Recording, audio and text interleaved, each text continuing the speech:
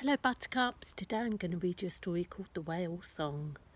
This was one of my children's favourite stories when they were little, and I found it on my bookshelf and I thought you might like to hear it too.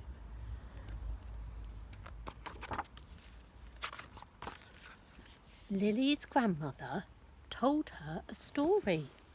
Once upon a time, the ocean was filled with whales. They were as big as the hills, and they were as peaceful as the moon. They were the most wondrous creatures you could ever imagine. Lily climbed onto her grandmother's lap. I used to sit at the end of the jetty and listen for whales, said Lily's grandmother. Sometimes I'd sit there all day and all night. Then, all of a sudden, I'd see them coming from miles away. They moved through the water as if they were dancing. See, there's Lily's grandmother and Lily. But how did you know they were there, Grandma asked Lily. How would they find you? Lily's grandmother smiled. Oh, you had to bring them something. Something special, a perfect shell or a beautiful stone. And if they liked you, the whales would take your gift and give you something in return. So there's a special shell. What would they give you, Grandma asked Lily. What did you get from the whales? Lily's grandmother sighed. Oh, once or twice, she whispered. Once or twice I heard them sing. Lily's Uncle Frederick stomped into the room. You're nothing but a daft old fool, he said. Whales were important for their meat and their bones and their blubber. If you have to tell Lily something, then tell her something useful. Don't fill her head with nonsense. Singing whales, indeed. Oh dear, he's a bit grumpy, isn't he? There were whales here millions of years before there were ships or cities or even cavemen, continued Lily's grandmother. People used to say they were magical. People used to eat them and boil them down for their oil, grumbled Lily's Uncle Frederick. And he turned his back and he stomped out into the garden.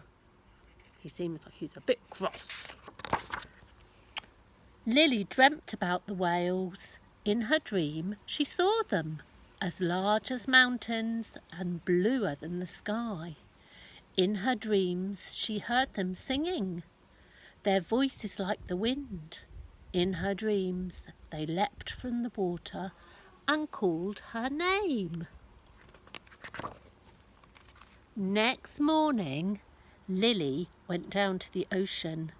She went where no one else fished or swam or sailed their boats. She walked to the end of the old jetty. The water was empty and still. Out of her pocket she took a yellow flower and she dropped it into the water. This is for you, she called into the air. She's brought them something special, hasn't she? Lily sat at the end of the jetty and waited. She waited all morning and all afternoon. She's very patient. Then, as dusk began to fall, Uncle Frederick came down the hill after her. Enough of this foolishness, he said. Come on home. I'll not have you dreaming your life away. Oh dear. That night, Lily awoke suddenly. The room was bright with moonlight. She sat up and listened. The house was quiet. Lily climbed out of bed and went to the window. She could hear something in the distance on the far side of the hill. She raced outside and down to the shore. Her heart was pounding as she reached the sea.